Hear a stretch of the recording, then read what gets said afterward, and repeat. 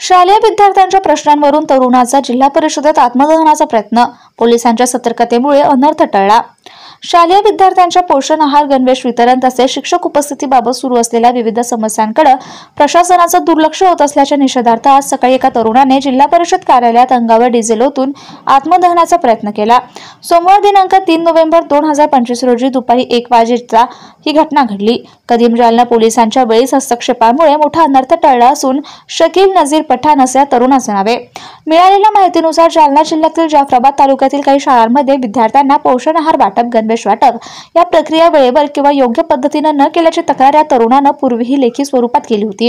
या संदर्भात वेळोवेळी उपोषण, निवेदने, आंदोलने करूनही जिल्हा परिषद प्रशासनाकडून कोणतीच ठोस कारवाई करण्यात आली नाही असं तक्रारदाराचं म्हणणं आहे। पूर्वी संबंधित समस्यांवर तोडगा निघेल अशी आशा व्यक्त करण्यात आली होती, परंतु काही आठवडे उलटूनही उपाययोजना न झाल्याने आज सकाळी शकील पठाण जिल्हा परिषद कार्यालयात दाखल झाला। त्याने अंगावर डिझेल ओतून आत्मदहन करण्याचा प्रयत्न केला। कार्यालयात उपस्थित असलेल्या कर्मचाऱ्यांनी गोंधळाचा आवाज ऐकताच पोलिसांना माहिती दिली।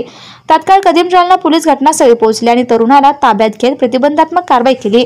या घटनेमुळे जिल्हा प्रशासन आणि शैक्षणिक विभागातील अकार्यक्षमतेबाबत पुन्हा एकदा संतप्त प्रतिक्रिया उमटत असून अशा टोकाच्या घटना टाळण्यासाठी तक्रारींवर तातडीने आणि पारदर्शक पद्धतीने निर्णय घेण्याची मागणी नागरिकांकडून व्यक्त होतीये।